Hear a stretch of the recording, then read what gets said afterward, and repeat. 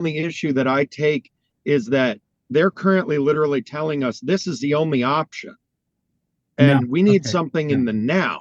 We No. can't do we're going to develop a program over the next 2 years for No, you. no, no, no, no, no, no, no, no. So, Okay, so look, yeah. here's the situation. To the extent that the district's position has been, or that there are no available programs, okay, for this particular student, and that BOSES is the only program available. Okay, to that, that's a hard no for me. Okay, and what I am certain of is two things. Number one, this situation that he has been in since October cannot continue. Absolutely cannot continue.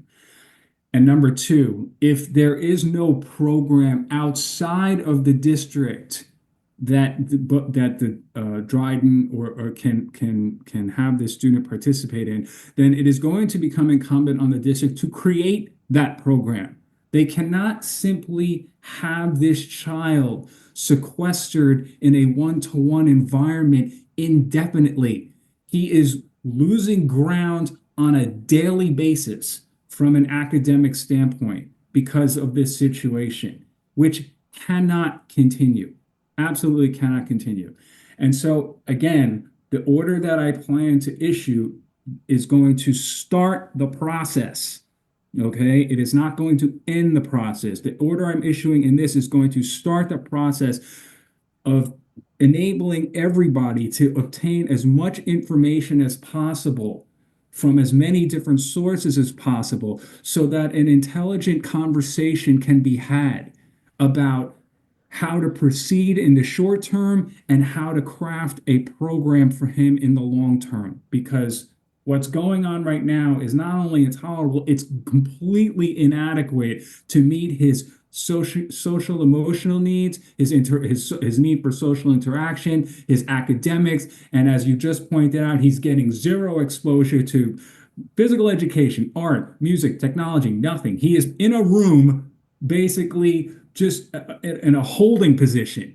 For all intents and purposes, I have seen, and not in all intents and purposes, I worked for many years in the family court, and I can tell you right now, having represented literally hundreds and hundreds of children who are charged with juvenile delinquency, and having visited juvenile delinquency facilities, I can tell you with absolute certainty that the students and the kids in those facilities are getting more access to services and education receiving.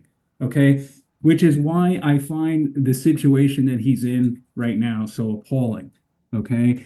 And I would also point out, and this is something that I will certainly point out in my decision, the fact that while the district has now come forward asking for a formal approval, albeit retroactively, for an IAES, they have unilaterally created an IAES for this student as early as October and then continued that scenario all the way through today.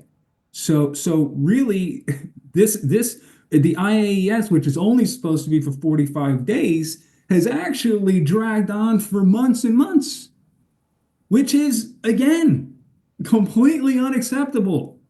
How we got to this point, there are a number of different reasons and blame to go around. Okay, but as I have said since the beginning, it is my intention to see this through. Does that mean I'm going to issue orders that everyone is satisfied with? Probably not. But I am going to do what I can to make sure that this process is moving at least in the right direction. And with that,